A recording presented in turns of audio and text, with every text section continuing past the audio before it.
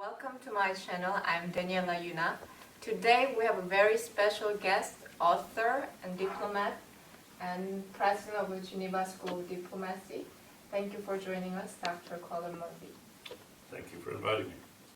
Today we're going to talk about, mostly based on his book As a Beast, his personal journal on Bosnian War, but we're also going to talk about current challenges that Europe is facing with Dr. Colum Muphy.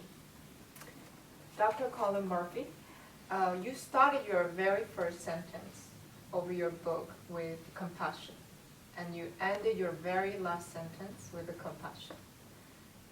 What's your definition of compassion, and do you think, how does it serve justice and peace in diplomacy? Yes, I started this book, which is a war journal about the war in Bosnia, but also indeed something broader about the origins of war in general, and indeed the 20th century and where we're heading in the 21st. So the book starts with the word compassion, and the last word of the book is compassion, which is, this is not a definition, but rather a description. It's the ability to empathize, the ability to literally feel to some degree the sufferings of others, to identify those who are suffering as basically not them, the other, but us. But this person could be me. And this person exactly could be me. This could be, if it's a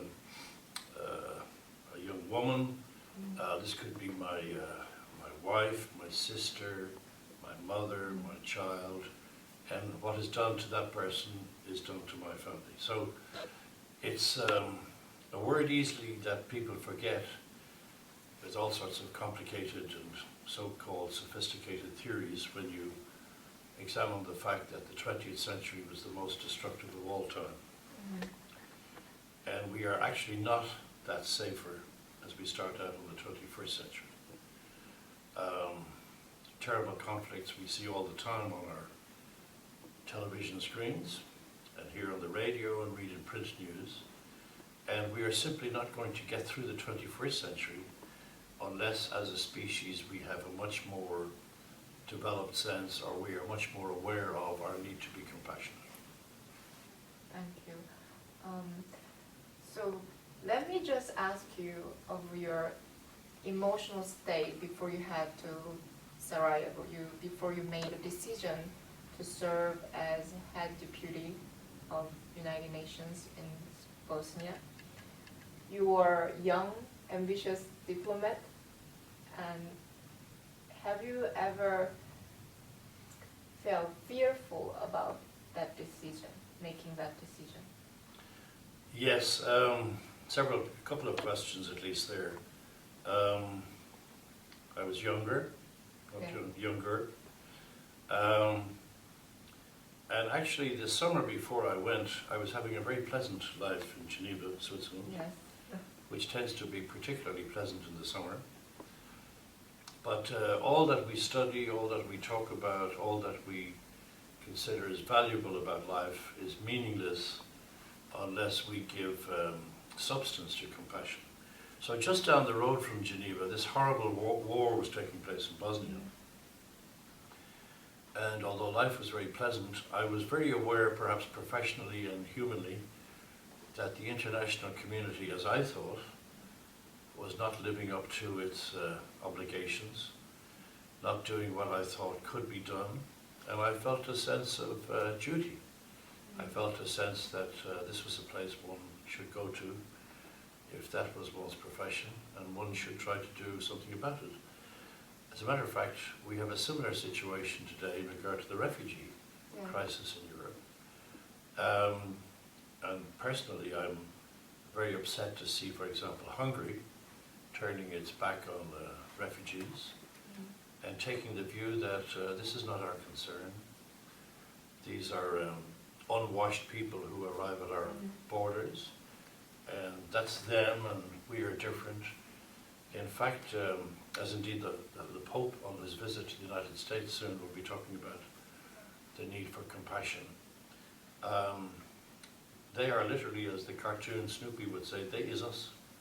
They is us. Was I afraid? I think you mentioned that. Very much so. But were you aware of the danger and risk you're taking? Very much so, yes. Okay. But I also had experience of some certain crises where I allowed fear to be too dominant, and then we're not happy with ourselves either. There are times when fear or no fear, there are certain things one should do.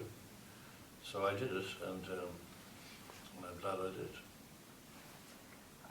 Added to your comment about refugees, I think it must be very different experience and phenomenon for you, because you saw 20 years ago many refugees flee from these two countries, Serbia and Croatia, and now they are hosting, and there are many refugees coming to these countries. What's your opinion on that, and what do you feel about this phenomenon? Well, it's fascinating to see history return. Mm-hmm. It's certainly heartwarming or encouraging to see Serbia welcoming refugees. Croatia has also opened its doors, and that's heartwarming. Actually, in a sense, one has a feeling of déjà vu, but that was what the war in Bosnia was also about, or the war in Yugoslavia, because we began the 20th century, we had the First World War, the Second World War, we said never again, never again. And yet here we were in the 1990s, in the same place, in Bosnia, where the First World War began, with an assassination. In the same place where we said never again war of this size, and we're still fighting about the same issues. Now we've entered the 21st century. There's a perception that the international community is not stronger than it was, certainly. And you have refugees in the same region, fleeing from one place to another, and only some of the actors on the stage have changed. So I think, if I understand the implication of your question, it's almost like we're seeing history repeat itself, but in new forms with the same tragedies. Okay. Added to your comments, there are a lot of complaints about international community now and before, and I'm sure you're very aware of some comments about reforming international community. And have you felt ashamed of what international community is doing? And if so, do you think what are the topics we need to discuss more, and what are the things we need to really reform in international community?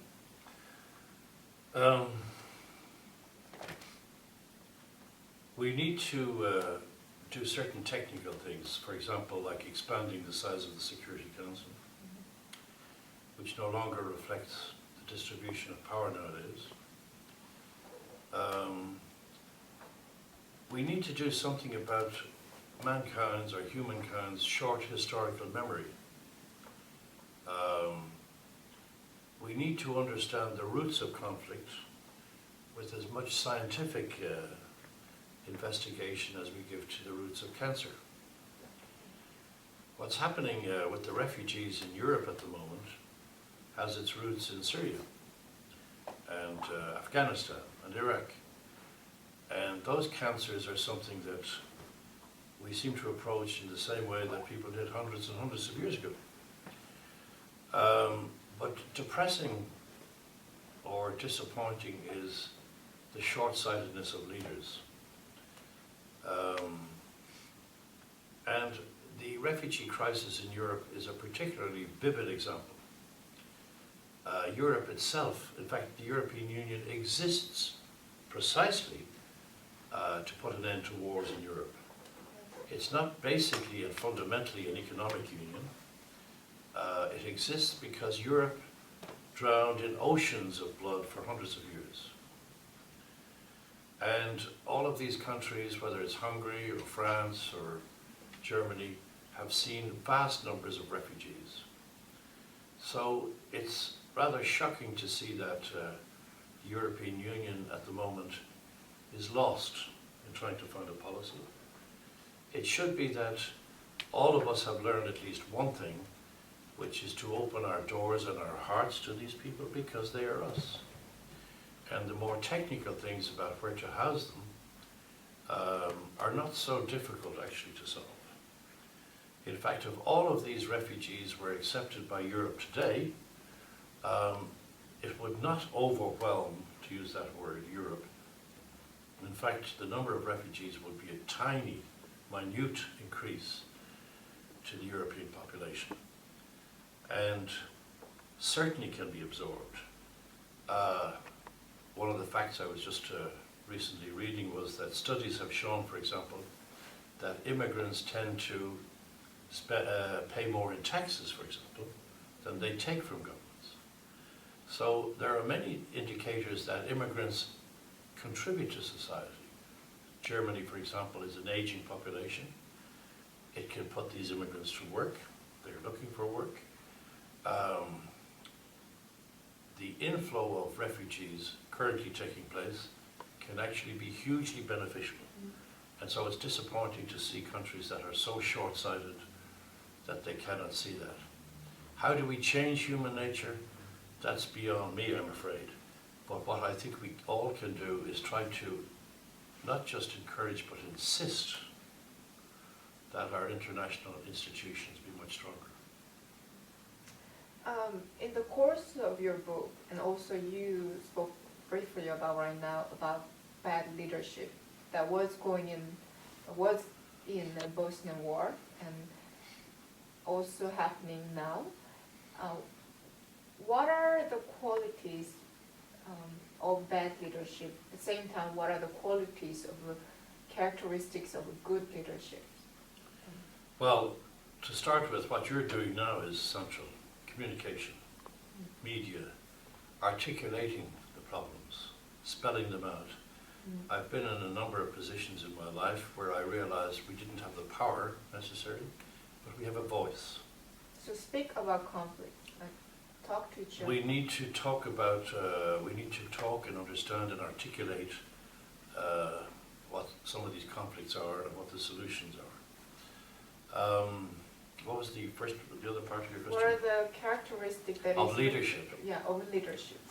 It's almost always a failure of leadership. Leadership, which is something we teach at our university, it's not a title or a position or a license to drive a bigger car or to push people around. Leadership is a relationship. And for example, that's what the government in Hungary does not understand at the moment. I saw where the Prime Minister talked about the refugees being guilty of rebellion. Well, he needs to go back to school. His job is to be a servant. And his job is to be a servant primarily of the people of Hungary, but the job of all of us is to be the servant of the larger community of humans, and especially the servant in this globalizing world of all people such as these refugees in distress. So leadership is about a relationship. It's not about ordering people around or seeking to dominate them. So it is not entitlement. It's not entitlement, exactly. It's a relationship. Also, you took, in Bosnia, like in Sarajevo, you took very different choice than other diplomats at the time, and still now, is that you stayed with local people, actually their apartments. What was this experience was like to you, and what are the lessons that you learned from this experience? Well, that very specific detail that you raise, most of my colleagues lived in the compound where the military lived and so on. And because I was a civilian, I actually lived in an apartment in the city. In fact, it was very close to the front lines so that the shells came over the top of our house. But after I had been shown this apartment and had chosen to live there, I asked the couple who lived there, Yeah. where will you live? And they seemed embarrassed, and they said, we have nowhere to live. And I said, well, I thought you were renting this apartment. And they said, yes, but we have several bedrooms, and we hoped that you might allow us to stay in one of them, Oh. and we could help you. So this took me by surprise, but we tried it out, and it worked very well. And this was a couple of a mixed marriage. Yeah, it was Nada and Baggy. Baggy, that's right. He was a Muslim, and she Serb. So I got very early on a rapid education about their reaction to what was happening. Very often there was no electricity or no water, so in the very long winter evenings we would sit by candlelight and talk, and the shelling would start or end. Occasionally television, electricity would come on, you'd suddenly get a lot of news, and they'd say this fellow was this, that fellow was that. I got a very rapid education as to what was happening for ordinary people. So it's only a minor thing, but perhaps all leaders get to be too remote from how real people feel.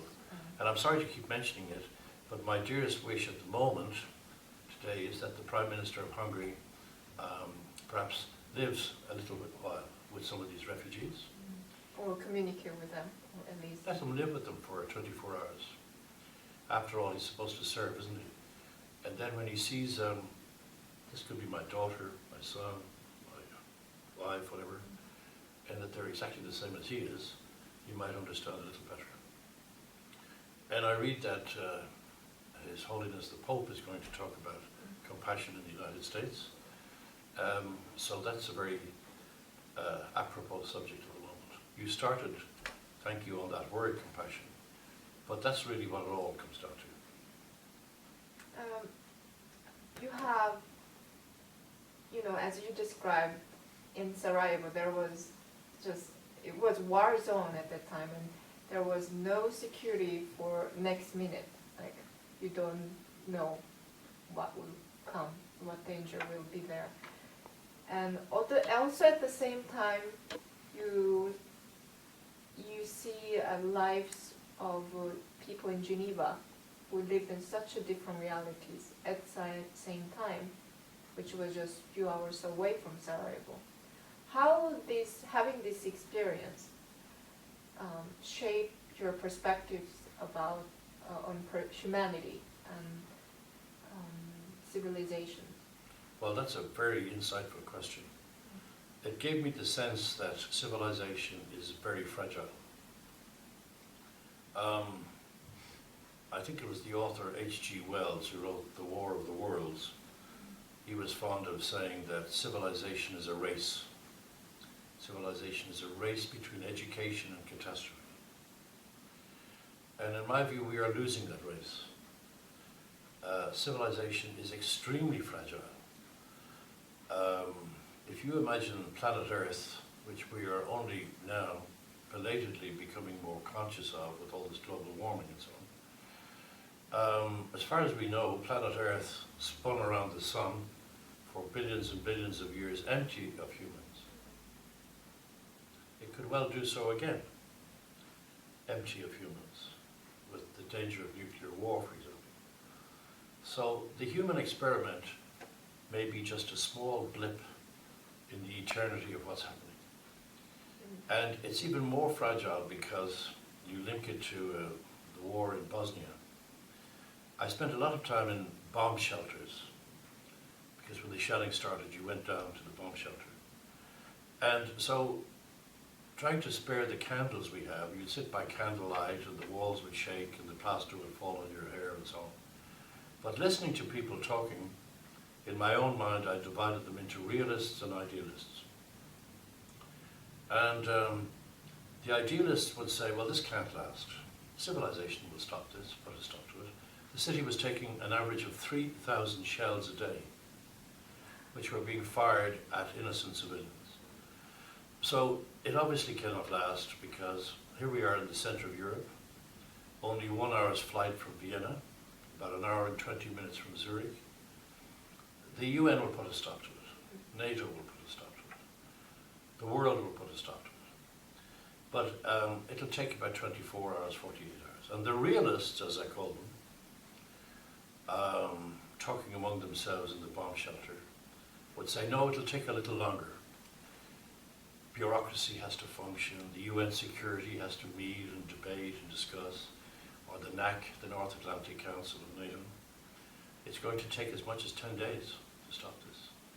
And the others would say, no, we'll all be dead in 10 days. So the debate was between whether it would stop at the beginning in 48 hours, another 48 hours, or 10, 12 days. But it lasted like that for 3.5 years. And the world did nothing about it, except send more and more lawyers to talk to some of these people who have been indicted for war crimes and who knew instinctively that the lawyers had no power of implementation. So you think of all those years you spent studying or reading law or international relations, and you say, well, actually there is no civilization out there. If this can happen in the center of Europe, and nobody does anything about it for 3.5 years, then we really need to worry about the future of civilization. And that's almost, but it's certainly not, a racist comment. Because, yes, I might just add, so what's the big deal about Europe? These terrible things happen in Africa and in developing countries all the time. And that's equally bad and terrible that we do nothing about that. So civilization as a whole is, as we all know, the most wonderful thing in the world, but it's extremely fragile. So in answer to your question, war brings that home to one very, very strongly. You have said, and actually I must say that I'm very impressed by your answer, and you also discuss about episode with the art dealer. You also spoke about civilizations and how fragile that is. And people still say, we didn't know about it, even though it's happening in our world, but we didn't know about it. Because most of us, people who live in a safety, we don't have an urgency to know about these people.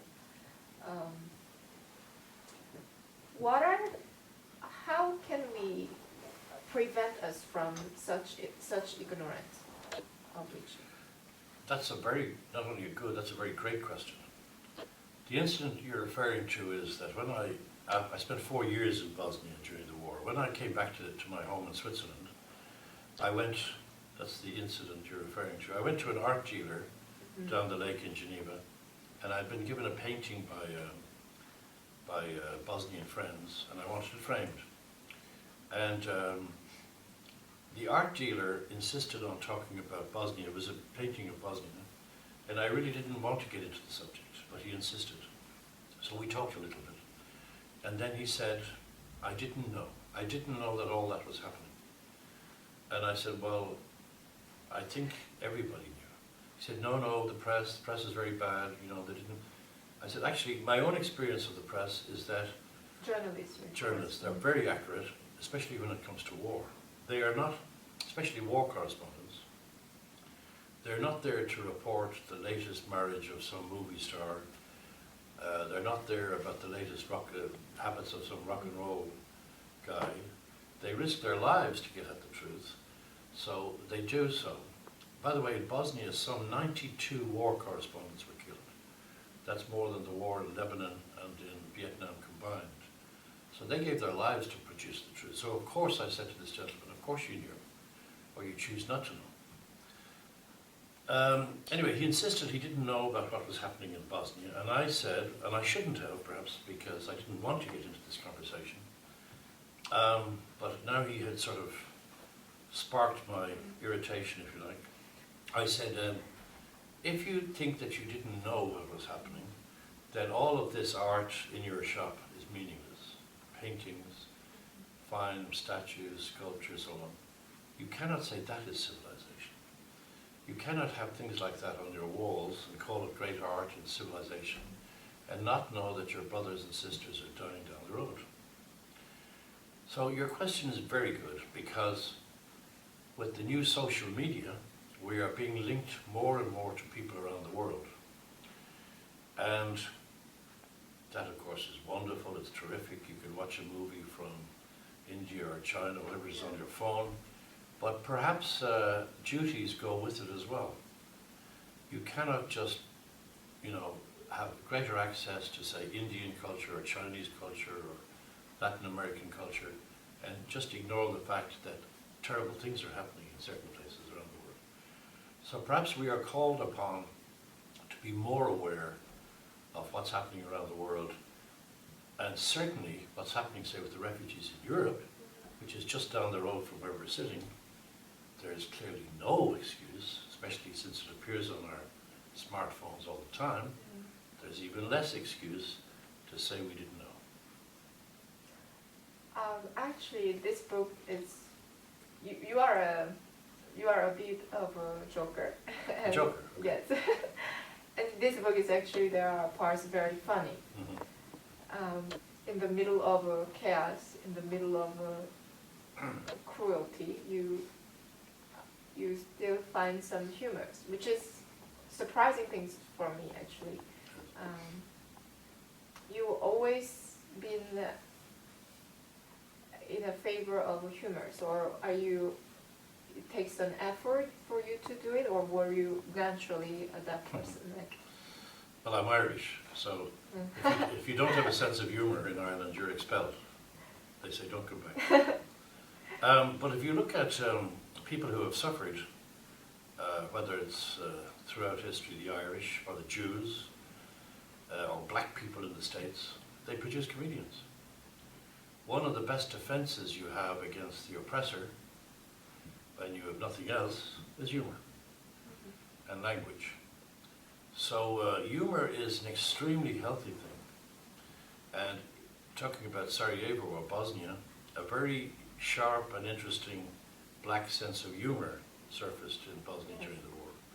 It's how people survived. So you will never see cruel dictators who have an excellent sense of humor. It doesn't go with cruelty. Humor tends to be on the side of the good guys. So I would encourage more and more humor. And people who have suffered know that instinctively.